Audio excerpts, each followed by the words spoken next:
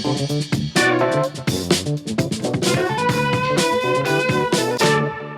kita balik lagi di Behind the Curtain. Kali ini ada orang di hadapan gue yang ngomong bahasa Inggrisnya was-was bas. Coba deh. Fluent ya? Fluent, ngomong bahasa Inggrisnya was-was. Gue pertama kali ketemu sama dia. Apa daya gue dengan aksen Sunda ini. Emang kita pakai bahasa Inggris ya pas ngobrol, pas pertama ketemu. Pertama ketemu, lo lebih sering mengeluarkan bahasa Inggris. Oh gue, iya. Gue balas dengan bahasa Indonesia Ini ya, aja. kayak Untung sesama ngerti ya. kayak Indah Ji ya? Kayak Indah Ji. Kalau Indah Ji kan 90% bahasa Oh, iya, Inggris. Iya, ya. iya. Ini Cinta Laura lah. Bedanya apa? Enggak. By the way kita Yang satu Indah Ji, yang satu Cinta Laura. Kayak bedanya itu. Kita sambut dulu dong. Ada Jordan Susanto di sini. Halo guys. Welcome Welcome to Alam Sutra. Lo jalan dari mana tadi? Gue jalan dari Puri Indah, dari studio Reverend & Co. The Jazz Music Indonesia. Tadi abis live session gitu. Jadi, Itu gue liat di YouTube, venue itu emang cocok buat ini ya, bikin-bikin live session ya. iya karena ruangannya gede gitu. Jadi, Akustiknya bagus juga ya. akustiknya bagus. Bisa main rame-ramean tapi soundnya nggak bocor gitu, jadi ya, enak. Dan itu tempat lo rekaman juga, salah satu tempat. Beberapa lo rekaman lagu ya? ada di sana Ada dan di sana ya? disupport sama mereka sampai albumnya bisa kelar gitu. Shout out. Shout out to The Reverend & Co and Reverend. Jazz. Nah itu berbahaya sekali sih, maksudnya kalau lo udah disupport terus sampai album lo dibiayai, bisa dibilang gitu ya? Ya Disupport. karena kita barter lah sama mereka gitu, bisa memakai space mereka dan sekalian mereka karena baru mereka trial Oke. run alat-alatnya gitu, patchingnya, kerjasama lah intinya. Jadi tapi nggak dibiayai secara cold cash gitu. Berarti rilisan pertama mereka tuh lo? Atau pernah ada sebelumnya? Kayaknya mereka nggak bisa dibilang label sih, lebih ke ya production house. Iya, production studio. Ya, house. rilisan yang dalam bentuk recording sebenarnya pernah mereka keluarin albumnya Berry Likumahua. Oh iya. Nah, yang dalam bentuk vinyl juga Iya. gitu. Iya. Ya. Maksud gue bahayanya itu tuh, gimana sebuah lembaga atau badan gitu mempercayai seorang musisi, ya berarti kan lewat karyanya gitu. Betul. Kan. Ya. Nah pertama kalinya gue ketemu Jordan pun waktu itu kita ketemu di kantornya Katulus ya. Iya, ya di Bintaro Iya ya. di Bintaro 321. 321. Terus gue kayak, gak asing sih gitu. Karena sebelumnya juga gue pernah lihat konten-kontennya drummer favorit kita, Bas. Yoi. Bowie Google Blue Shelter. Yoi. Shout out lagi nih. Shout out lagi. untuk Kita name Bowie. drop terus gak apa-apa ya? Gak apa-apa. Hai, Bowie. Sering kok. Sorry, Episode My Termos kita kurang name drop apa lagi tuh. semua orang kita sebut. Semua orang di name drop ya. Itu soalnya gue nonton konten itu tuh pandemi kan itu. Betul. Iya. Lo bikin konten sama Bowie itu nggak cuma pakai ampli, kalau nggak salah drum pun nggak ada colok mic segala macam. Tapi yang gue notice pertama kali suaranya Jordan kenceng banget. Kenceng, nggak pakai mic ya. Oh iya, gue gak pakai mic awal-awal. Betul. Ya. Terus juga itu juga salah satu pintu gue tahu ada Jordan Susanto tuh dari salah satu tweet atau Instagram story-nya Bowie. Oh, Dia bilang kayak, oh Indonesia kedatangan gitaris muda blues berbakat nih. Oh iya. Bahaya. Ya itu akhirnya gue tahu dari Bowie lah, gerbangnya dari situ juga. Iya. Dan dari situ akhirnya ngulik, ternyata lo tuh dulu sempat kuliah di London. Iya. 2021 ya? 2015 sampai 15. 2019 sebenarnya. 4 tahun ya, lumayan. 4 tahun. 5 tahun. Terus gue sempet stay sampai 2020 di sana sebenarnya. Pengennya ngejar S2 cuma tiba-tiba pandemi gitu kan terus ya. Oke. Jadi gue balik lagi terus kayaknya nggak jadi lanjut gitu. Udah. Sampai akhirnya lo bikin band namanya Tangerine Dry. Ya di sana. Di sana kan. Nah, jadi itu kan kita ngomongin lagi soal perkenalan kita dengan Jordan lewat salah satu drummer favorit kita ya, Bowie Google Blue Shelter. Yang sekarang di mana sudah tidak bersama ya. Iya, karena GBS itu katanya boleh disebut nih, jangan ya, Jangan enak. Jangan. Udah terlanjur. Kemarin kita ketemu di With The Fest sama beliau, terus iya. dia kasih tahu ya nanti lah ya. Tapi nggak apa-apa, dia kan karena emang enak mainnya kan bakal sering main di mana-mana kok gitu. Kemarin dia main sama Teddy Aditya. Iya. Betul. Itu hari yang sama dengan Jordan gak sih kita nonton? Itu Beda. Oh, besoknya. Dia mainnya besoknya. Iya, beda. Jadi gimana lu bisa akhirnya, boleh ceritain gak itu awalnya dari lu sebelum lu ke London apa kalau sudah bermusik dulu? Udah. Itu gimana? Mungkin secara profesional belum ya, pas masih SMP SMA gitu ya main di lomba band antar sekolah gitu atau pentasan sekolah, terus main di rumah tapi dengerin lagu terus sih, kayak udah dari kecil musik itu suatu hal yang emang udah ada aja terus gitu di sekitar rumah, di setel di mobil sama orang tua gue, kaset sama CD tuh banyak banget, terus nonton film, terus kayak soundtrack filmnya gue suka nyimakin soundtrack filmnya gitu. Jadi ketika nonton film gue sangat terpaku sama lagu-lagunya, audionya gitu. Jadi udah ya tanpa gue pikirin musik sebagai karir, udah jadi suatu hal yang lazim banget gitu loh. Udah part of my life aja gitu. Soalnya kalau gue ngeliat Jordan tuh sampai akhirnya kebentuk jadi bisa dibilang bluesman lah ya. I don't think so. I'm a very I mean kalau mau denger blues yang blues murni ya lagunya nggak akan keluar kayak gitu loh, form lagunya nggak. Tapi udah pasti karena kita main genrenya yang akarnya di blues, udah pasti bluesnya keluar banget gitu loh, kayak klasik rock, soul, R&B, jazz itu nggak bisa lari dari blues menurut gue. Karena mungkin image laki yang nyanyi sambil main gitar itu kayak bluesman banget karena orang sering lihat B.B. King sama Eric Clapton gitu. Tapi I don't think I'm a bluesman karena kalau satu I'm not black, you know. Dan gue nggak bisa sekental itu tradisi main sesuai tradisinya karena menurut gue blues itu tradisi. Tapi bukannya orang hitam yang lain nggak bisa jadi bukannya orang Asia nggak bisa jadi bluesman. Cuma menurut gue effort kita untuk nguliknya mungkin lebih dalam karena kita nggak tumbuh besar di sana. Dan itu bukan musik yang bisa dibilang mainstream dan populer gitu loh. Jadi secara sejarah nggak pernah menjadi suatu hal yang membudaya sampai ke dunia yang mainstream banget gitu loh. Kecuali lewat genre lain, misalnya ya rock and roll atau jazz and R&B gitu. Tapi pertama kali lo terpapar musiknya, terpapar musik apa? Atau blues? Musik pop. Ya. Blues itu pas udah SMP gitu. Dan itu pun nguliknya dari denger rock jadul gitu. Kayak gue ngulik hero-hero, gue ngulik blues tuh dari ngulik siapa sebelum mereka bisa bunyinya kayak gitu. Kayak kalau didengar Rolling Stones, Beatles, Led Zeppelin itu dengernya Muddy Waters, Chuck Berry gitu, B.B. King, Blind Lemon Jefferson ya. Jadi lo routing gitu ya? Gue routing banget sampai gue tarik ke belakang lah, sampai ke belakang banget. Jadi dan gue kadang merasa bunyinya gue kayaknya nggak akan, gue nggak akan puas sama bunyinya sampai gue bisa ngerti di pikiran mereka tuh apa sih apa yang mereka dengerin gitu. Makanya influence bluesnya, bahasa bluesnya akan selalu kental di musik gue gitu. Emang digging ya? Ya digging. Gabut sih kayak pulang sekolah PR nggak dikerjain, YouTube, Wikipedia gitu sampai sampai ke. Tapi referensi lu selalu dari luar atau ada sempet yang lokal juga? Yang lokal gue denger tapi nggak sampai dijadiin referensi. Mungkin secara nggak sadar karena melodinya ya Ahmad Dhani atau David Bayu gitu sebagai songwriters, melodisnya pasti kena banget di kuping gue karena mereka ada kerasa manis-manis Indonesianya tapi ada melodiusnya British rock juga lah, Paul McCartney dan Noel Gallagher gitu. Jadi masuk lah secara nggak langsung mungkin ya. Tapi yang bener-bener gue digging banget mostly US sama UK gitu. Jadi lo belajar sendiri ya itu semua, kayak gue lihat sebenarnya Jordan tuh nggak cuma main gitar doang sih. Iya, lu bisa instrumen banyak juga ya. Lumayan, cuma nggak yang gue nyaman banget cuma gitar lah. Yang lain kayak masih harus main lagu-lagu tertentu baru cocok gitu. Belum selancar gitar gitu. Otodidaknya ya 90% otodidak lah.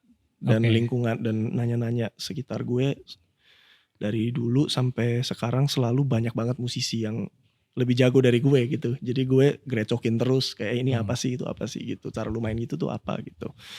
Berarti itu udah dimulai dari sebelum lo berangkat ke London ya? Udah. Kayak lo belajar musik itu ke orang-orang di sekitar lo. Bahkan ada kursus musik di sekolah gue yang wajib. Gue suka ya pas lagi itu gue ngambil violin dan mainnya musik klasik kan, dan ya gue dengerin musik klasik suka, tapi mainnya gue kayak nggak gitu suka gitu. Gue gak bisa ngebayangin lo main violin. Iya, gue juga nggak bisa bayangin diri gue main violin, makanya nggak pernah disentuh violinnya. Tapi gue suka gerecokin guru-guru musiknya pas udah kelar jam sekolah, terus gue nanya-nanyain ini apa sih chord ini apa, lu ada yang belajar jazz gak atau ada yang belajar terus ada ekskul band kan, terus coachnya ya salah satu guru musiknya gitu. Jadi walaupun dia jarang lihat gue di kelas musik karena gue ya nggak entah lagi di mana gitu, gue sering berinteraksi sama guru-guru musik gue nanya-nanya ini itu. Terus kalau ada teman yang main gitar juga, gue banyak nanya-nanya lah orangnya. Gitu. Berarti setelah SMA akhirnya lu memutuskan untuk langsung ke London. Iya. Tapi lu tidak mengambil pendidikan musik ya? Ya karena gue lebih suka otodidak, kayak kalau dijadiin kewajiban yang ada kurikulumnya, nilainya gitu ada ya? nilai, ada kurikulumnya, gue kayaknya bakal bikin gue sangat benci sama musik sih takutnya gitu. Cuma ada nyeselnya lah, kayak kalau belajar secara formal mungkin gue lebih bebas dalam beberapa hal. Cuma kayaknya sekarang gue dibantu sama ya experience, dan juga gue kerja sama orang-orang yang bisa mencukupi kekurangannya gue gitu. Kalau kita tarik lagi ke belakang, berarti sebelum lo ke London itu lo cuma ngulik-ngulik aja kah dengan musik yang lo suka, atau lo punya outletnya juga gitu? Dari dulu tuh lo udah main di event atau reguleran gitu ya? Reguleran sih nggak di sana, event lah, klub-klub yang kayak dalam yang satu event ada 5 band gitu. Terus gue sama teman-teman gue bertiga biasanya di sana main lagu-lagu yang gue tulis. Terus tiketnya dulu 5 pound sterling, kayak di saat itu kayak 75.000 lah, tapi di sana rasanya kayak ke 50.000 gitu. Berarti panggung pertama lu tuh justru di London bukan di Indonesia?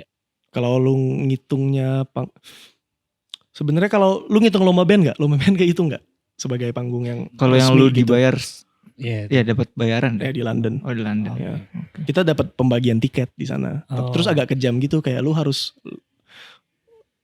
orang tiketingnya kayak dia ngitung berapa orang yang datang khusus buat nonton band lu, baru lu dapat komisi dari situ. Ay, gimana cara kayak itu? Panji di US. Stand up ya? Iya. Mesti bawa orang. Iya, mesti bawa gitu. orang.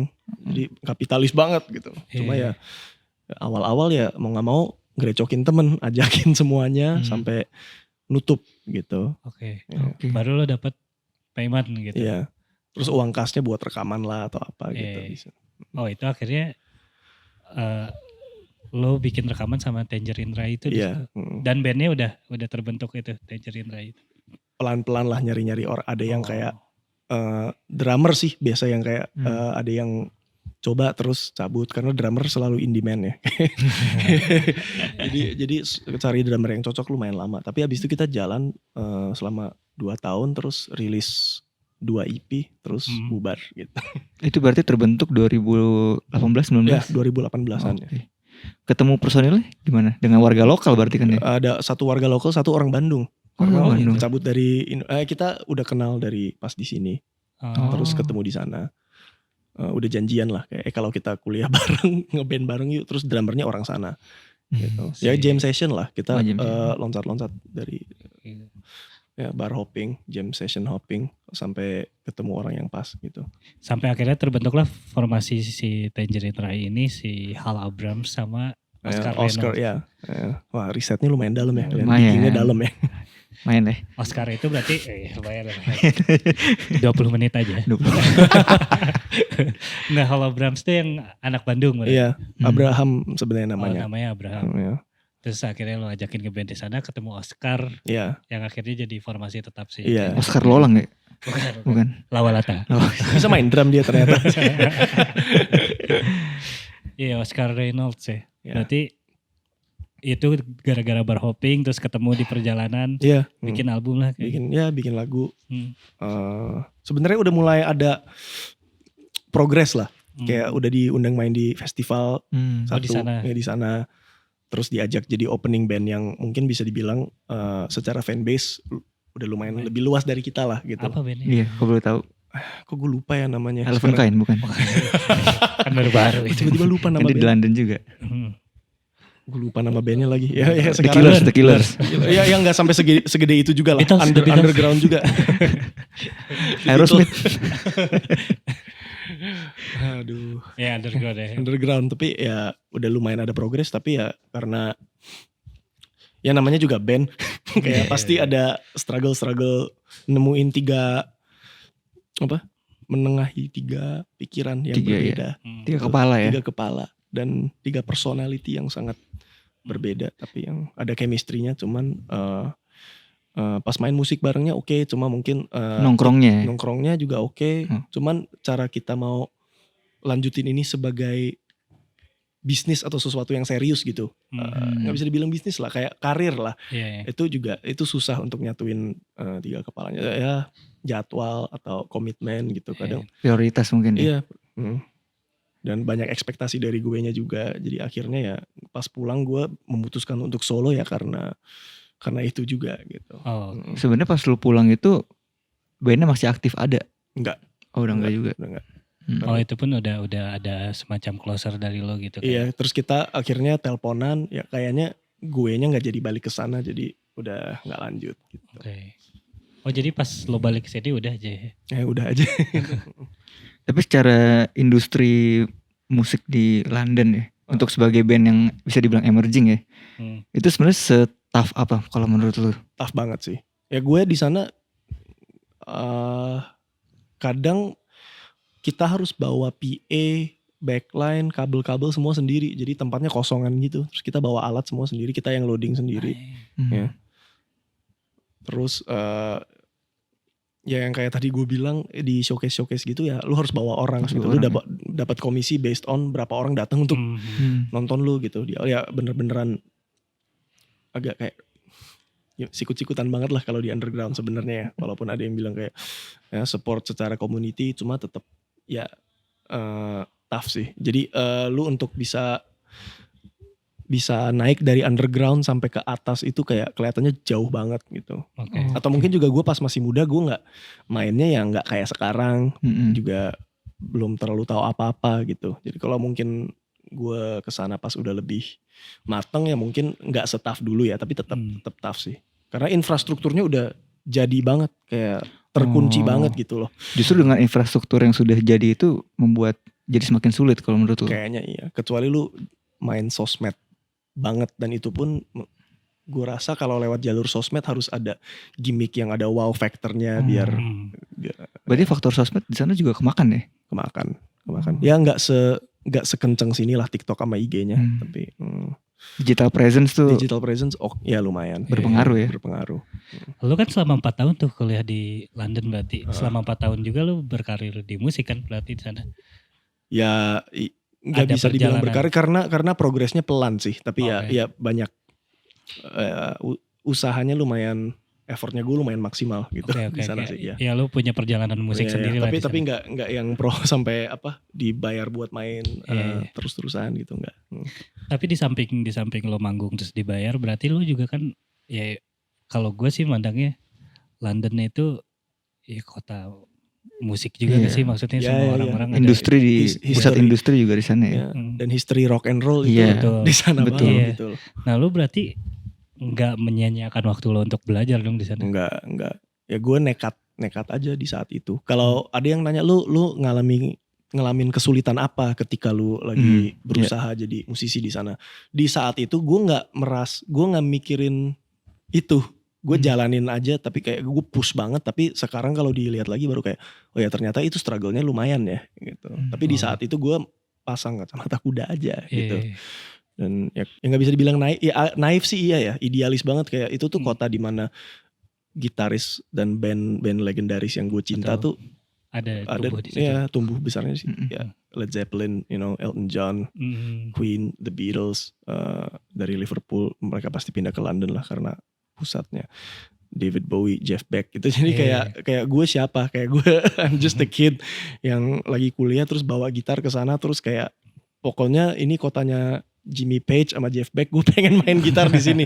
Agak naif juga gitu. Tapi lu berarti ada kenekatan kayak gimana? Soalnya kalau misalnya gue melihat diri lo sekarang gitu, kan kayak sangat terdengar apa ya? Western. Sangat terdengar kayak ini ada Motown-nya nih gitu. Kayak lo mempelajari hal itu tuh kayaknya bukan dari sini gitu, tapi kayak ada kaitannya dengan lo tinggal di London waktu itu. Apa dan siapa saja yang lo temui misalnya?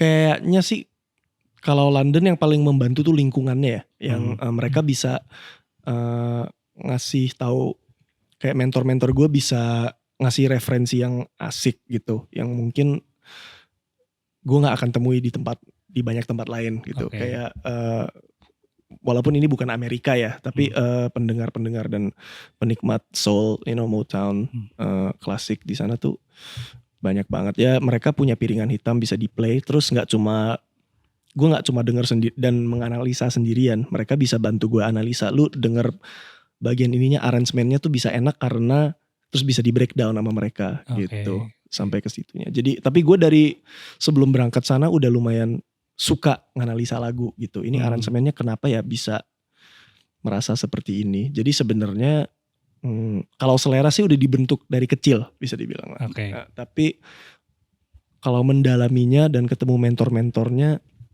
untuk bisa bunyinya sampai ke sini ya 20%, final 20%-nya di sana lah gitu. Tapi lu ngambil jurusan apa sih kuliah? Gue ngambil filsafat gue di sana. Ada kaitannya dengan musik lo sekarang nggak dari filsafat itu?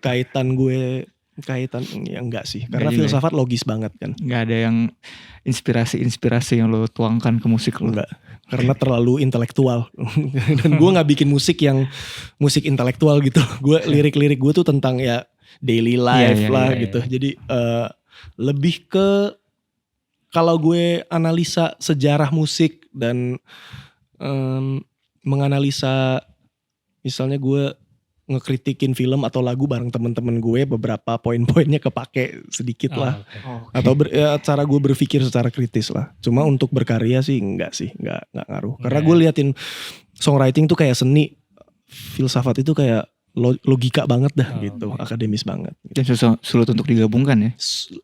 Mungkin beberapa orang bisa. Cuma kalau cara gue nulis lirik nggak gitu. Kayak gue lebih suka nulis tentang hal-hal yang ya more to do with the heart and the mind lah gitu. Iya, kebayang sih. Makanya jadinya Senopati in the Rain. Cherry. Bukan Socrates in the Rain. Blaise Pascal in the Rain. Blaise Pascal in the Rain. Siapa tahu kan, bisa jadi dong. Bisa. Ya, karena Jordan tidak berniat untuk menggabungkan keduanya. Iya betul. Nah, bisa dibilang kan juga lu sudah mencicipi bermusik atau menjalani karir di luar negeri ya. Dan lu juga sekarang ini sedang berkarir di Indonesia. Tapi menurut lu sendiri, apakah karir go internasional itu sepenting itu untuk musisi? Untuk musisi secara luas gue gak bisa bilang ya. Karena karir tiap musisi itu beda-beda. Ada beberapa orang yang mungkin bisa bahagia karena mereka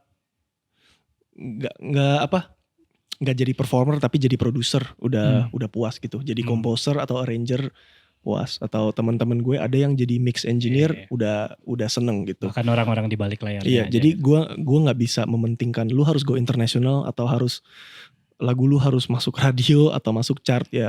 Menurut gue sih lu udah sukses ketika lu puas dengan karya lu aja sebagai seniman ya. Kalau ngomongin karir ya gue pribadi gue pengen go internasionalnya tuh karena gue pengen lagu-lagu gue bisa menyentuh orang-orang yang cultural backgroundnya berbeda-beda gitu loh.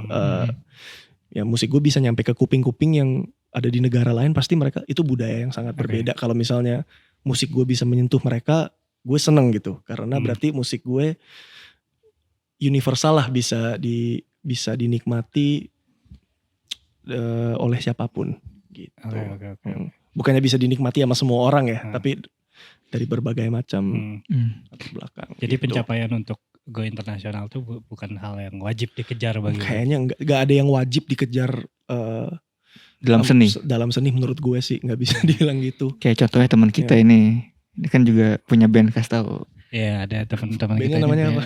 Bubblegum namanya. Band asal Bandung. Bandung. Nah menurut lu misalkan Bubblegum ini pengen berkarir nih di London juga, apa sih yang kira-kira mesti dipersiapkan? Apakah dari segi kreatifnya mesti di easy listening oleh orang-orang London sana, atau justru ada persiapan-persiapan lain kalau menurut lu? Susah dibilang ya, karena kalau misalnya kita pas berkarya udah ada kriteria kayak ini harus ngehits atau ini harus bisa terima sama orang, kayaknya itu nggak jadi karya lo yang jujur gitu loh. Jadi yang terbaik yang kita bisa lakuin ya nulis lagu sebagus mungkin sesuai selera dan judgementnya kita dan rilis aja gitu. Kita nggak akan pernah tahu apa yang, karena kita juga sebenarnya gue merasa musisi tuh nggak sebeda itu sama manusia awam gitu loh. Kayak kita ngerti cerita-cerita yang bisa menyentuh orang. Kita bisa relate ke siapapun. Jadi apapun yang kita bikin pasti ada lah pendengarnya. Kalau kita udah berusaha sebaik mungkin gitu loh menurut gue. Gue sepakat sih. Yang penting riset ya, yang penting kita riset lah atau banyak nanya-nanya ini kurangnya apa, ada nggak ada rulesnya tapi sih. Menurut lu gimana? Itu kan lu juga bermusik nih Net. Iya. Ya benar sih tadi riset punya second preference tuh jadi penting gitu. Buat evolve-nya karya kita ke depannya. Terus gue juga pernah punya kesempatan ngobrol sama Sal kemarin. Dia juga kurang nyaman kalau misalnya proses pengkaryaan itu harus punya target gitu, kayak punya pencapaian tertentu dari satu karyanya. Jadi ya yang dia mau tulis tuh dia tulis aja. Nanti setelah rilis baru strategi komunikasinya yang dia bentuk gitu, bukan. Iya, pemasarannya harus adjust ke produknya. Kalau sebaliknya kadang ini bisa dilihat di film juga sih. Kayak ketika ini contoh terbaik deh, ketika Warner Bros sama DC mau copy paste suksesnya Marvel dengan Avengers dan MCU, gak sukses karena mereka ngelihatnya dari kulitnya doang gitu loh. Pokoknya kita harus banyak superhero, tapi mereka gak nge-build dari nol kayak satu-satu sampai jadi crossover gitu loh. Kayak dilihatnya kayak secara formula dan template aja. Oh yang lagi laku ini, mari kita bikin ini supaya kita laku juga. Akhirnya kan gak nge-translate kan ke audiens gitu. Berarti bisa dibilang juga ya, berarti ketika lo sedang berproses membuat sebuah karya, kesampingkan dulu hal-hal yang di luar itu. Aspek marketing itu nanti dulu, ketika udah jadi baru kita mikirin marketing dan sebagainya gitu ya. Kalau nggak kita people pleasing gitu loh. Kalau kita ngobrol sama orang, kalau kita kadang ketahuan banget nggak sih kayak kita lagi nggak jadi diri kita gitu. Kalau lagi mikir gitu ketahuan banget gitu kayaknya.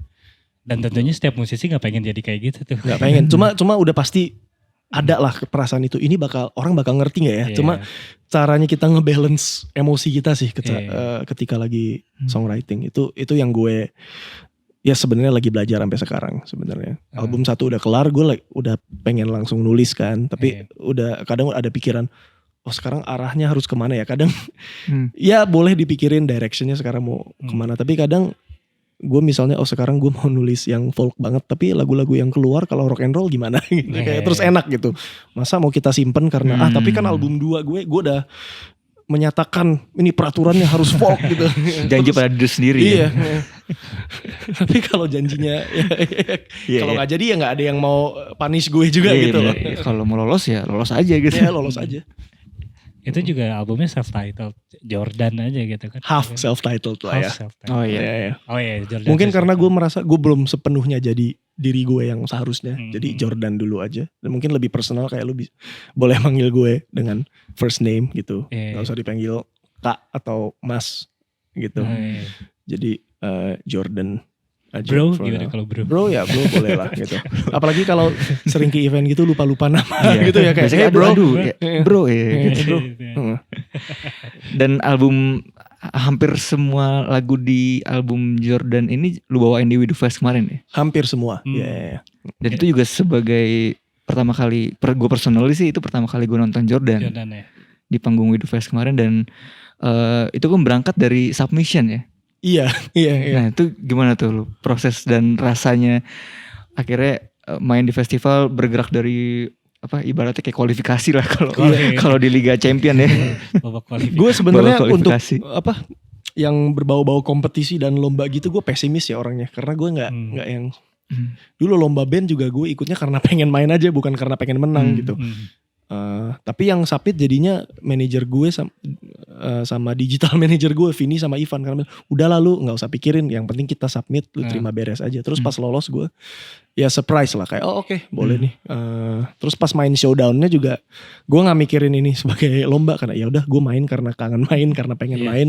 Nanti masuk atau enggaknya aja nggak gue pusingin lah, yang penting udah manggung, abis rilis manggung gitu. Terus tahunnya masuk mantep nih, tapi gue nggak merayakan karena gue nggak mau terlalu terbuai. Ya, terlalu terbuai atau udah keburu puas atau bahagia gitu lah. Ya gue seneng, cuma nggak yang kayak kita masuk We The Fest gitu loh. Kan ntar juga main turun panggung lagi, ujungnya gue jadi manusia lagi kan, gue pulang juga makan nasi gitu. Itu tapi salah satu panggung yang menurut kita magis lah ya. Lumayan, kita stay sampai akhir tuh. Ya hari itu kita moodnya lagi enak banget juga sih. Jadi thanks for staying guys. Main-main di jam-jam 6 ya. Iya di jam 6. Lagi enak. Cuaca juga cuaca lagi enak, lagi adem banget itu. Gak panas. Terus dengan kaos pink kalau gak salah ya, warna pink. Celana gue pink. Baju lu biru. Gila, inget. Pink gitu.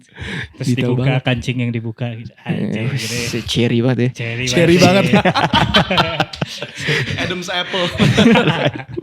Ya, terus gue lihat Jordan manggung lepas aja sih, terus dengan formasinya yang berempat tuh musiknya penuh gitu. Iya betul, itu juga salah satu format band yang ini banget ya, traditional band aja gitu, yang kayak semuanya itu berarti nggak ada sequencer gitu ya. Nggak ada.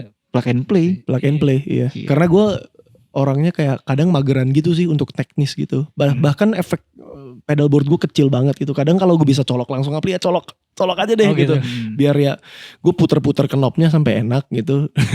Terus ya gue main pakai tangan gitu loh. Jadi kalau ada sequencer gue mikirin, ntar ada trouble ini itu yang di luar kontrol gue, kayaknya main aja. Dan lebih cocok lah untuk musik gue, untuk main organik gitu. Organik betul. Itu kata-kata yang gue cari tadi di kepala gue. Organik, human. Lo bawa ampli sendiri? Bawa ampli sendiri. Jadi ditodong gitu kan? Ditodong. Kalau ruangan kecil main di klub gitu kadang gak usah ditodong. Jadi kita langsung ya mix antara, ya main volumenya antara anak-anak band lah gitu. Kita baca ruangannya. Dan gue lebih suka gitu sih sebenarnya. Powernya gitu ya? Ya powernya sama dinamikanya gitu. Ya itu kenapa kita bilang magis juga, karena jarang sekali kita nemuin band-band dengan sentuhan blues lah ya. Maksudnya belakangan ini. Udah lama ya. Blues and jazz influence. Yang improvise banget. Ya, tapi nggak improvise gimana banget, tetap ada konsepnya. Ya kan lu tetap ada part di mana solo apa solo. Tetap ada kasih ruang untuk jamming session juga di situ. Iya. Nah itu yang kita kangenin justru. Betul. Karena terakhir kali gua nonton yang pertunjukannya seperti itu adalah, gue sampai lupa lagi, Jakarta Blues Factory kali. Iya. Itu kayaknya. Gue mungkin Gugun kali. Gugun gue nonton di Java Jazz lagi tahun lalu akhirnya. Dan gue nonton banyak artis di Java Jazz sih, dan mereka masih jamming gitu loh. Betul. Jadi gue merasa tiap kali kita main kita menginterpretasi ulang lagu-lagu yang udah ada gitu. Jadi nggak pernah bosen walaupun setlistnya sama. Every night's different gitu. Different room, different people. Karena mungkin di genre Jordan juga genre yang tidak terpaku dengan versi rekaman ya. Enggak. Yang penting esensinya nyampe lah gitu. Iya, selain di festival juga gue sering pernah lihat loh kayak main di Soundtrip atau ada live session di Earhouse, di Five Star kadang kan. Masih main di Five Star gak? Udah tutup ya? Iya udah tutup, kangen gue sama tempatnya. Sempet jadi stash terus sekarang tutup ya. Tapi lu juga udah merasa mencicipi lah panggung-panggung We The Fest, Java Jazz kan 2023. Nah itu ngomongin soal sensasinya tuh ya, sebagai musisi tuh Net. Iya gimana, menurut lo gimana sensasinya buat main di panggung kecil gitu? Gue lebih seneng main indoor generally ya. Kadang tapi di We The Fest itu pengecualian lah, itu emang lagi momen yang lagi enak banget lagi. There was something there. Apa tuh? I don't know man. Karena bilangnya magis ya. Magis banget ya, kayak ada ya nggak bisa dijelasin gitu. Dan tapi gue lebih suka main indoor karena gue bisa denger bunyi aslinya dari anak-anak band gitu loh, nggak yang dari monitor. Dan kita beneran mainnya bareng jadinya. live interaction gitu. Kayak kalau mainnya pakai in-ear banget, kadang gue merasa kayak gue di ruangan dan dunia yang berbeda sama anak-anak gitu. Lu bisa kode-kodean mata tuh ya. Iya, gitu ya. Tapi di panggung gede kita tetap harus kodean mata. Cuma ya harus lebih lebay aja lah kode-kodenya. Gini. Ngangguk-ngangguk gitu, nggak bisa cuma kodean mata doang. Kalau mata doang disangka flirty sih. Iya. Ya gitu kan. Anak katalis kan. Itu pertama nonton Jordan, terus gue denger lagunya sebelum gue nonton tuh di digital dulu kan. Kalau nggak salah judulnya The Right Baby. Iya, The Right Itu Baby, pertama kalinya. Iya. Pertama kalinya. Set pertama. Iya, lagu pertama di setlist ya. Iya, itu kan. Itu mengingatkan gue sama Blame It on the Boogie-nya Jackson 5. ya. Ya ada itu Express Yourself nya Charles Wright itu juga pernah disample sama NWA gitu, riff-riffnya. Gue pengen bikin riff lagu soul funk yang catchy gitu sih. Jadi ada feel Marvin Gaye, Let's Get It On-nya juga gitu, dan Blame It on the Boogie gitu. Siapa aja yang pernah gue denger tuh bikin gue ini kayaknya perlu diremajakan lagi nih musik-musik seperti ini gitu. Iya. Diremajakan lagi. Lagi. Karena ya mungkin sudah jauh berbeda sih, maksudnya era dan Iya. Dan kita nggak akan bisa mainnya persis kayak mereka. Jadi gue I'm not gonna try. Cuma ya gue udah belajar sedetail mungkin. Ya keluarnya seperti apa ya udah di luar kontrol gue sebenarnya gitu. Tapi itu yang kadang bikin beberapa musisi favorit gue unik menurut gue. Karena kapasitas mereka untuk bisa persis sama musisi favorit mereka pasti terbatas kan. Jadi mereka they can't escape sounding like themselves gitu. Lu nggak bisa lari dari itu. Jadi gue udah bisa terima kayak ya gue kalau mainnya nggak bisa persis, gue main dengan cara gue aja gitu. Kalau kata pepatah kan lo adalah apa yang lo dengar gitu. Iya. Dan bahkan gue pernah dengar ada yang bilang kalau lo berusaha menjadi sesuatu yang lo suka atau yang lo idolakan, tapi lo gagal untuk mencapai itu justru jadi diri lo. Iya, itu kan? Dia kayaknya. Nah, kalau lagu-lagu lo juga sudah banyak ini, kalau kita lihat di digital streaming angka-angkanya lumayan ini ya. Monthly listenersnya juga kayaknya Stonks menurut gue ada. Stonks. lagi spike ya. Salah satunya tuh Senopati in the Rain. Iya, itu yang tadi mungkin harusnya Socrates in the Rain tadi. Jean Paul Sartre in the Rain. Itu kan kalau pengamatan kami sih itu ramai digunakan jadi sound TikTok. Oh iya ya. Iya kan? Lu ngerasa itu juga? Gue gak main TikTok. Oh lu gak main itu. Jadi lu gak tahu seberapa seringnya dipakai sound itu ya?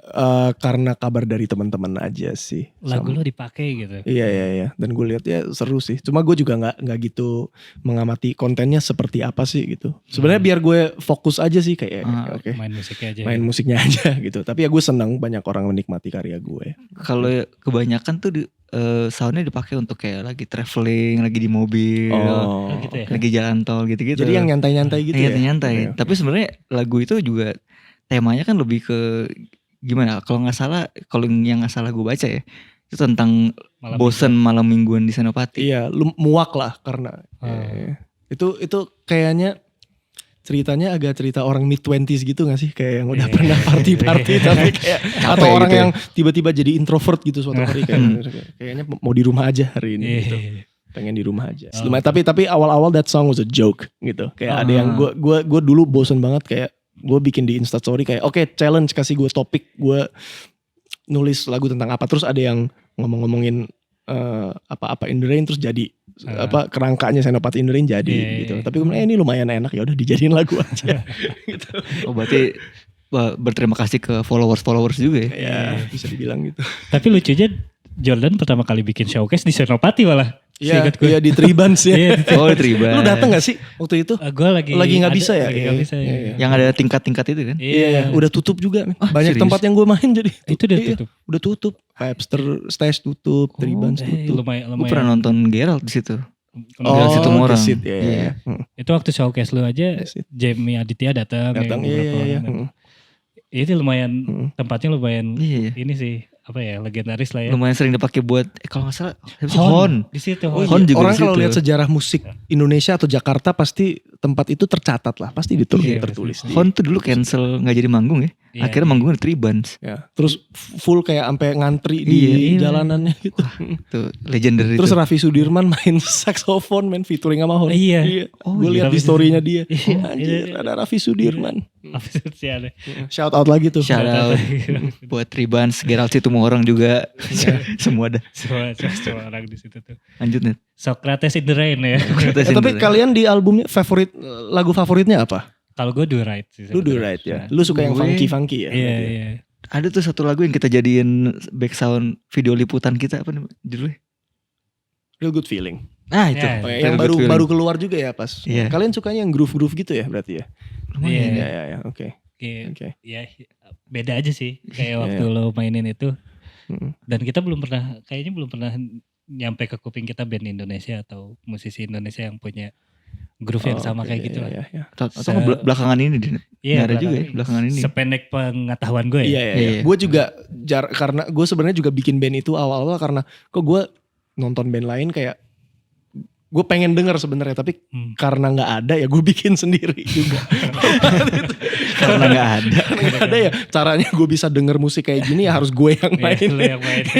Karena sebenarnya sama band lo yang waktu di London juga bisa dibilang nggak similar ya soundnya. Ada similarnya mungkin band yang di London lebih nge-rock dikit ya. Iya. Kayak lebih agresif lah. Nah. Ada blues rocknya gitu. Hmm. Cuman yang ini kayak gue rocknya gue tone down tapi focus on the groove and the melody actually. Dan gue juga karena gue suka musik groove banget yang kayak ya swing, jazz, soul, R&B, funk gitu. Tapi gue juga suka musik melodis gitu kayak pop, singer-songwriter jadul yang folk atau ya classic rock songwriters kayak The Beatles, Elton John, Billy Joel gitu. Tapi kayak gue jarang denger lagu yang menyatukan melodi-melodi manis sama groove yang nasty banget lah, yang funk banget. Jadi gue berusaha di lagu-lagu kayak Cherry itu bisa nggak ya gue nulis lagu yang refnya catchy dan like a big chorus, tapi dia groove-nya ya kayak 60s and 70s soul gitu. Ya.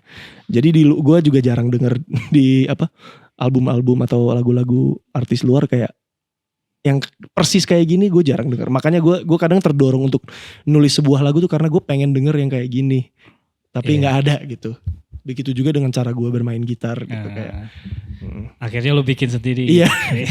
Nah kalau favorit track lu sendiri di album Jordan ada nggak? Berubah tapi muter-muter antara Will I Ever Love Again closingnya. Itu yang 3/4 itu ya? Iya. Wih birama men ya. Agak gereja-gerejaan. Cherry. Karena secara record dan aransemen semua itu gue puas banget sih. Kayak color dan vibes-nya tembus banget lah. Dan lumayan mewakili sisi gue yang melodis tapi yang anak band juga, yang anak groove juga, itu yang paling mewakili. Sama Fleeting Love. Itu melodi favorit gue. Ya bisa gue main instrumental pun juga tetap nyampe pesannya gitu. Jadi makanya gue bikinin reprise yang tanpa lirik gitu di albumnya.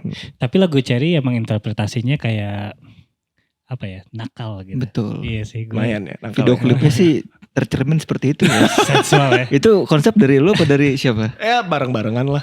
Cuma gue kepikiran cerita kayak bagian yang diikatnya sih sebenarnya direkturnya sih. Diikat sih. Lumayan. Iya.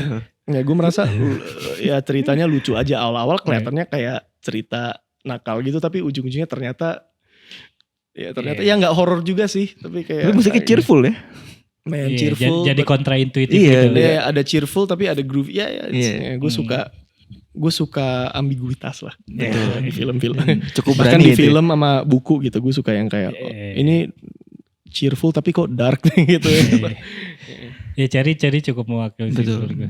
Shout out to Cherry. Siapa tahu. Buat yang belum mendengarkan ya. Siapa bintang Gue kira shout out to video klipnya dong? Siapa Rai. Shout out. Dia fotografer juga. Oh, lu kenal Dut? She's a great photographer. Dia yang fotoin artworknya Still Drunk. Oh dia. Gue kenalnya karena itu sebenarnya. She's a great photographer. Oh, iya. Itu terus selain musik videonya waktu dia jual baju, artikel Cherry-nya juga Gimana lucu tuh? sih, strategi komunikasinya lucu menurut gue. Yang dipakein baju-baju itu tuh cewek-cewek gitu, jadi kayak Ya, teman-teman gue yang vokalis semua sih. mereka. vokalis gitu, terus dipakein merchandise-nya gitu. Jordan semua kayak Iya. boleh Ya. juga deh. Gue berterima kasih banget sama mereka pengen bantu. Sebenarnya idenya kayak gue bilang kalau lu nggak mau ya nggak apa-apa, kita kayak kasih merch terus bikin video ngepost gitu kan, kadang ada orang yang Apa gitu ya. Iya gitu, tapi kayak untungnya semuanya pada support gitu. Jadi that was really nice. Di salah satu video klip lu juga ada ini ya, Shaninnya Sal Priadi ya. Ini Iya. visualizer ya. Iya, Thing Thing I I Desire. Desire. Iya. Kita ketemu lagi di We The Fest itu, udah lama kayak nggak ketemu, kayak ada elu. Terus pas lagi mikir-mikir siapa ya yang bisa interpret lagu ini dan bisa dancer juga. Oh berarti itu syutingnya setelah We The Fest? Setelah We The Fest. Oh. Kita itu shoot dan edit di hari yang sama. Pakai iPhone lagi. Pakai iPhone. Respect. Ya, dan dia pakai merch kita juga. Iya. Iya benar. Semangat DIY itu Semangat DIY. masih menggebu ya di Betul. Jordan gitu. Karena sebenarnya kalau gue sebagai musisi gitu ya, gue menempatkan diri sebagai musisi, kadang ada malasnya juga sih gue kayak ngurusin hal-hal. Ya men. Ya kan. Capek banget. kayak udahlah main musik aja gitu kan. Iya. Yang lainnya biar Iya. ada yang bisa bantu urus kayak gitu kan. Tapi lu berarti sendiri tuh ya? Sendiri tapi berdua sama Iya. tim gue, ya bertiga lah kita. Respect. Cuman gue kalau mikirnya secara deadline konten gitu, gue kadang kayak malah nggak jadi kalau dipikirnya sebagai ini karya seni juga lah bikin video, atau ini tuh sesuatu yang gue pengen share ke orang-orang, ya itu lebih semangat untuk bikin konten daripada kayak oke, ini lu harus aktif di Instagram. Aduh, jadi malah makin males gitu kayaknya. Nah, ngomongin soal itu, berarti menurut lo tolak ukur pencapaian itu sejalan nggak dengan punya lagu trending di TikTok gitu? Keviralan ya? Iya. Kayaknya nggak juga sih. Ya gue nggak tahu juga ya, TikTok tuh baru, platform yang baru ya. Ada yang bilang ini TikTok itu the new radio gitu. Zaman dulu kan mungkin lagu lu masuk radio, lu masuk majalah gitu. Betul. Tolak ukurnya ya. Itu tolak ukur gue sih mungkin viral tuh salah satu cara untuk orang bisa lebih kenal sama karya lu aja menurut gue. Jadi yang gue akan lanjut tuh siapapun pendengar yang open minded setelah denger lagu itu yang pengen lebih kenal gue lagi, ya gue suguhkan mereka dengan musik aja terus gitu. Jadi gue nggak ngejar bikin konten-konten yang banyak, karena gue juga nggak sekreatif itu untuk bisa kayak konten kreator yang yang bisa produktif banget. Nggak bisa. Tiap gitu. hari produksi konten gitu. Iya. Emang ada net kayak gitu? Ganta. Musisi? Kalau musisi apa ya? Jarang sih musisi yang Bondol. yang bisa dua-duanya, kecuali Iya. mereka emang Betul. music content creator ya. Nah. Bukan yang recording artist plus content creator, itu jarang yang gue ketemu bisa expert di dua-duanya lah. Justru lu sih lumayan aktif ya? Apa Uwan doang? Kayaknya Uannya deh, kayak Uannya. dia memang suka tampil aja gitu. Itu berkah viral TikTok juga tuh. Iya. Disilusi ya. Mungkin yang kalau dimaksud Jordan musik content creator tuh kayak Eka Gustiwana, Gustiwana iya. gitu ya. Bahkan Gusti juga lumayan aktif Iya, berkonten. Gusti. Atau mungkin orang yang bikin tutorial atau komedi dengan musik gitu. Iya, benar. Hal kayak gitu. Tapi ya memang sih. Ya itu kerjaan yang lain lah. Itu mereka lumayan gokil sih, bisa terus-terusan ada ide-ide untuk bikin konten yang mancing perhatian orang gitu. Tapi gue nggak cukup, bensinnya habis gue habis udah nulis lagu. Sama-sama gue melihat kecenderungan untuk tidak melakukan itu. Iya. Kecuali kita terdorong ya. Lu mungkin kayak kalau udah seneng gitu habis udah nulis lagu, lu terdorong untuk sharing lagu ini, kayaknya itu lebih genuine menurut gue. Kayak gue ngepost karena gue pengen orang bisa mengalami ini juga gitu. Nah, berkaitan dengan itu, kita punya sesuatu kayak mau ngasih hadiah. Merchandise. Ini kita buka question box kan kemarin Di Instagram. dan siapa aja yang mau nanya, udah ada 4 Yang kita pilih ya. Yang kita pilih. Mungkin gak cuma nanya sih, tapi ada yang pesan statement dong. yang Ya mau pesan disampaikan. bisa disampaikan. Yang pertama nih dari Angelita Ksma. Ditunggu konsernya di Semarang. Oh, Udah pernah ke Semarang belum lu? belum. Ke Malang pernah. gue. Baksonya enak sih. Wah, WhatsApp ngalah. Iya, dibalik ya kan ya. Emang kalau di Malang suka dibalik-balik. Oh, dibalik gitu ya. Oskap Malang. Oskap Malang. Iya. Bakso Malang. Oskap ngalam ya. Oskap Kalau lebih Malang. Experience manggung di luar Jakarta gimana? seru, selalu seru. Seru. Bandung sama Bali yang pernah kita jajakin. Bandung nanti Oktober kita main lagi Main di mana? di TP Jazz. Oh, Papandayan. Ya, Papandayan Jazz. Oh, okay. Kemarin ada event private. Tapi kalau misalnya nggak ada festival atau apa di kota tertentu, kalau misalnya secara logistik memadai sih, kalau bikin konser tunggal atau showcase tunggal juga.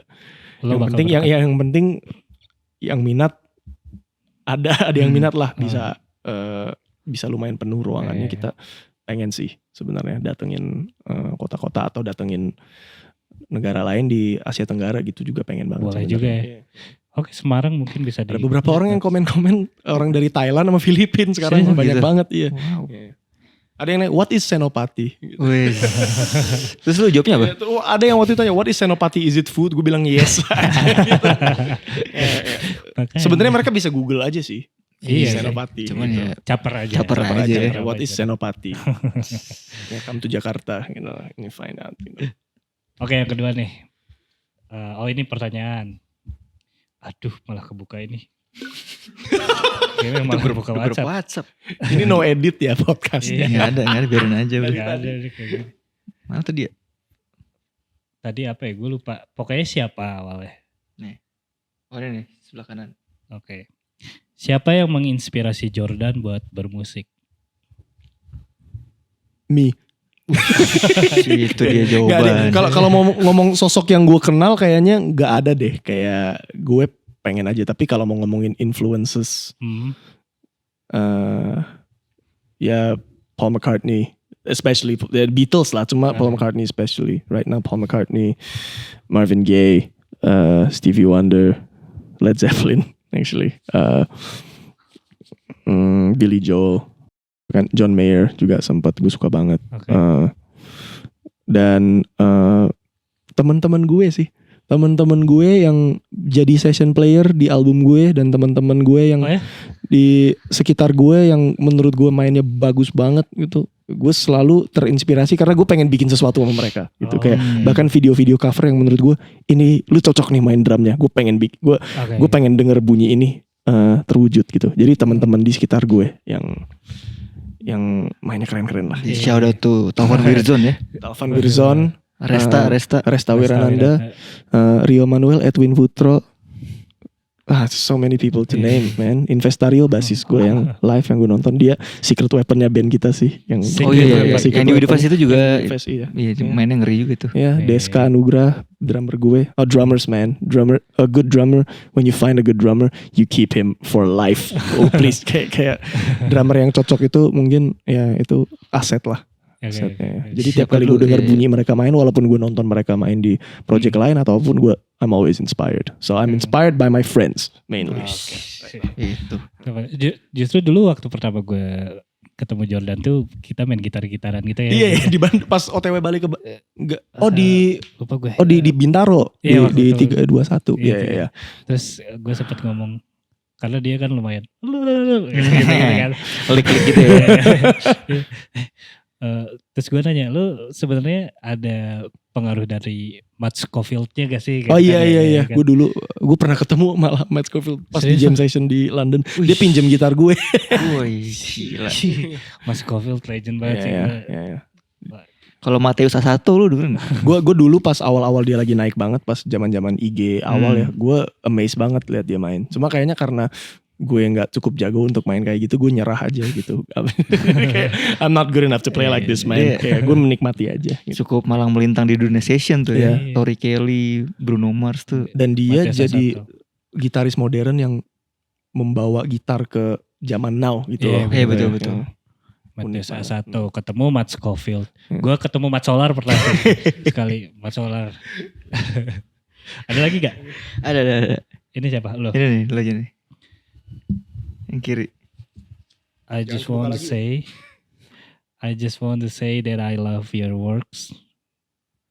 I just want to say that I love your works, man. Keep it up. Thank you man. Siapa You tuh? keep it up too. Mention namanya. Jamie Raur. Thank you Jamie. Thank you Jamie. Ada Raurnya nih. Ada Raurnya. Keep roaring man. Menurut lo kalau misalnya lo nerima hal-hal kayak gini tuh, lo seperti apa sih perasaan lo kayak? Kadang awkward. Oke. Kadang awkward, kadang jadi semangat gitu. Atau yang bikin gue lebih semangat sih kalau mereka bisa ngejelasin secara detail apa yang mereka rasain ketika mereka dengar Dengar lagu. karyanya. Tapi ya dalam apresiasi dalam bentuk apapun ya gue selalu terima. Tapi kadang awkward aja gitu. Kadang karena gue merasa kayaknya belum maksimal juga nih gue gitu. Ya, tapi ya makanya gue lanjut dan gue berkarya terus gitu. Oke. Latihan terus. Jamie Raur ya. Jimmy Raur. Keep it up. Thanks man. Keep roaring. Keep roaring. Yang keempat ini ada Judy Jenai. Jordan asli orang mana? Punya pacar nggak sekarang? Apa motivasi kamu dalam bermusik? Anjay. 3 pertanyaan 3 tuh. pertanyaan tuh. Jordan asli Katanya udah mana? habis maaf ya. Jordan asli mana dulu coba? Jordan ini harusnya di awal ya ini profiling dulu Di ya. awal tadi ya. Gue lahir di Jakarta, keturunan Tionghoa. Karena pernah dijajah ada darah Belandanya juga ya, tapi kayaknya semua orang pernah ada. Oh lu ada darah Belanda? Ada sedikit dari nyokap gue. Tapi gue lahir dan besar di Jakarta. Punya pacar nggak sekarang tuh katanya? Punya. Oh. Mau di-describe juga apa nggak usah? Tahu gue kayaknya. Oh tahu. Iya. Off the record aja nanti Off the sambil record aja. Vokalis ya. vokalis juga. Ya. Tadinya gue kayaknya gue nggak mau deh pacaran sama orang yang satu bidang, kayaknya pusing gitu. Tapi ternyata ketemunya sama yang penyanyi juga. Gitu. Menyenangkan. Satu bidang gitu ya. Satu bidang. Iya. Gila keren banget lagi Bisa, suaranya. bisa lebih detail gitu. Oh, kalau kita tahu gue bahas yang- musik. Oh iya. Tahu. Keren banget suaranya. Berarti kalau ngedate ngulik ya? Kadang kalau udah capek banget kayak ngedate ya kita jadi manusia aja. Kayak kita nonton Musik lagi ya. Kita nonton Netflix aja. Pacar aja gitu ya. Yang workshop yuk. Kayaknya tadi harusnya C minor deh. Kok kamu hari ini agak diminis sih? Iya sih. Kok kamu jalannya gak 3/4? Jadi kenapa? Gak suka deh kamu kayak Gibson. Musuhnya Fender. Kok jidat kamu kayak Fender Stratocaster sih? Udah Masa cek-cekan gitu. segitu teknis. Terakhir nih, apa motivasi kamu dalam bermusik? Terus ada logo pelanginya. Gue gak ngerti maksudnya apa. Cuma Motivasi aku dalam bermusik, musik itu enak. Jadi kalau nggak ada musik, kalau hening, gue merasa Sepi kayak sepi dan kayak dunia ini tuh nggak komplit. Jadi kayaknya nggak butuh motivasi yang gimana banget sih. Emang kayak selalu harus ada musik aja gitu.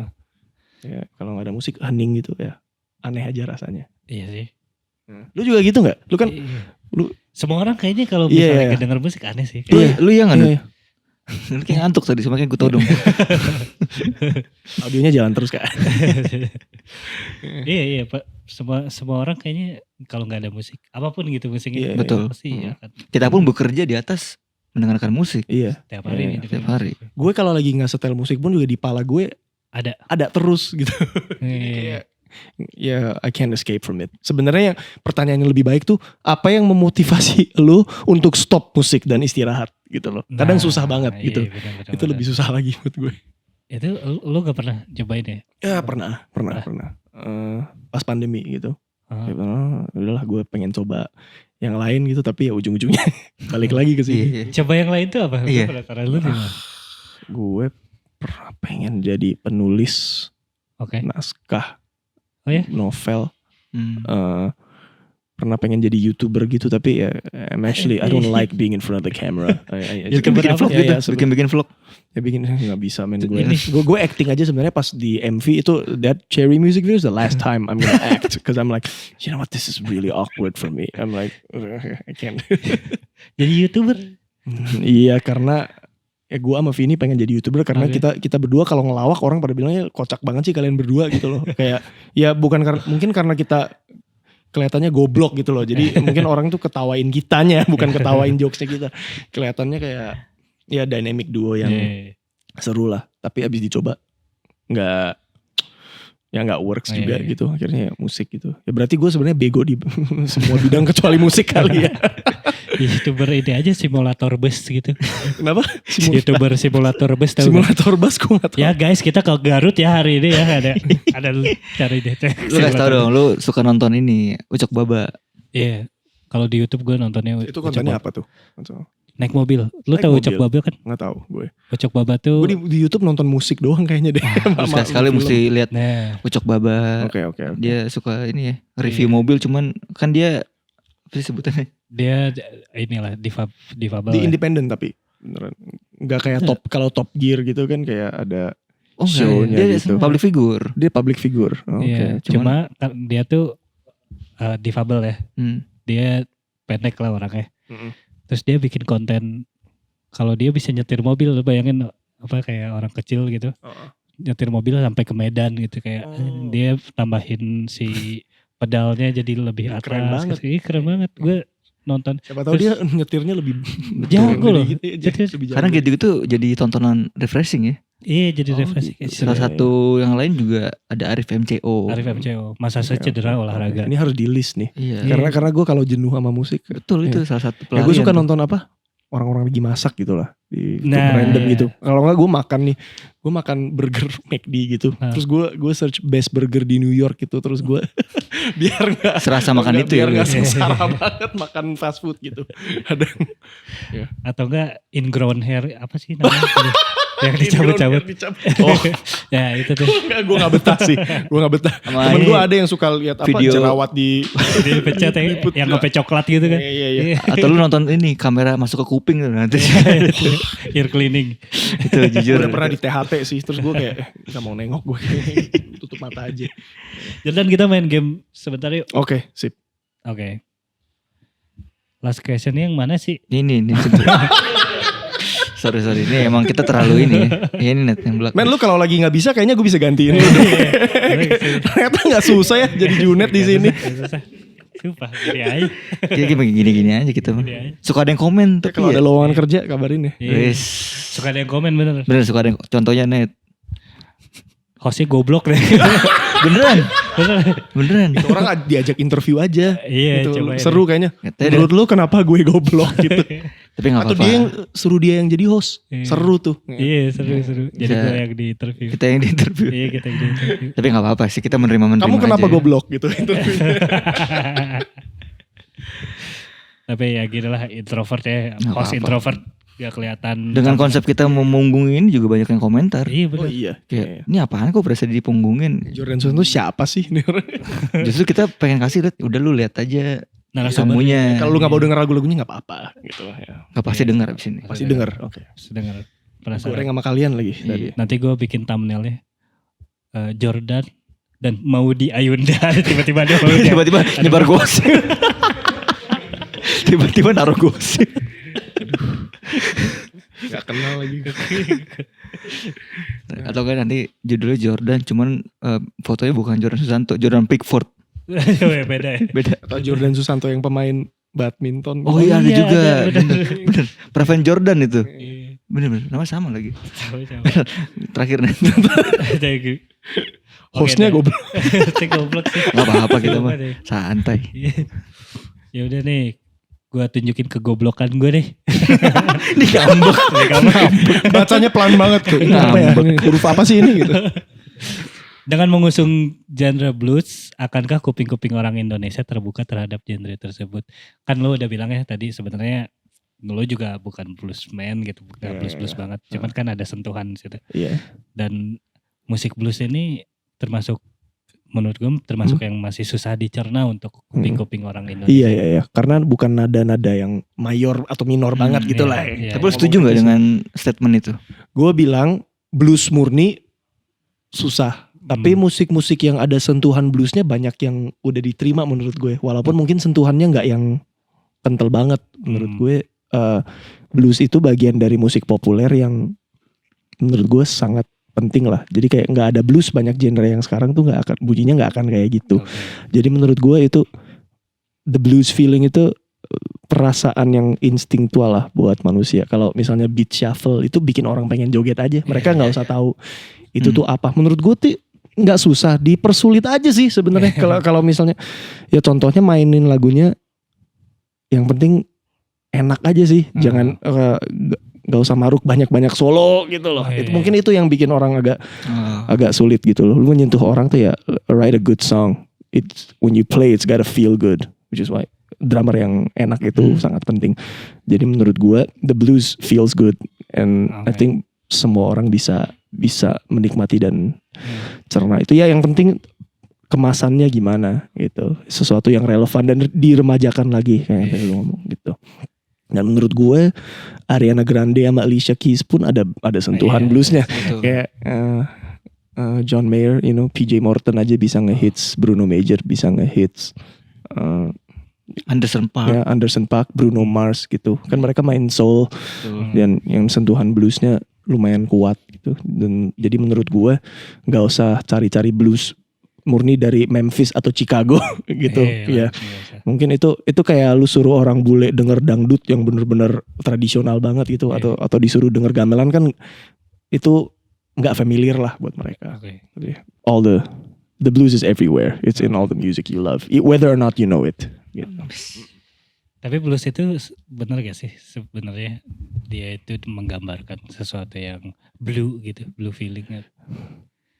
Wah ini subjektif ya, asosiasi kita terhadap warna gitu. Kadang beberapa lagu blues gue ngerasa kayak lebih kuning gitu, apalagi yang kalau pakai big band yang udah mengarah ke jazz gitu, yang lively, nggak sebiru itu. Tapi ya maybe it's blue, tapi blues yang kalau kita ngomongin blues tua ya dia mungkin nggak ke warnanya.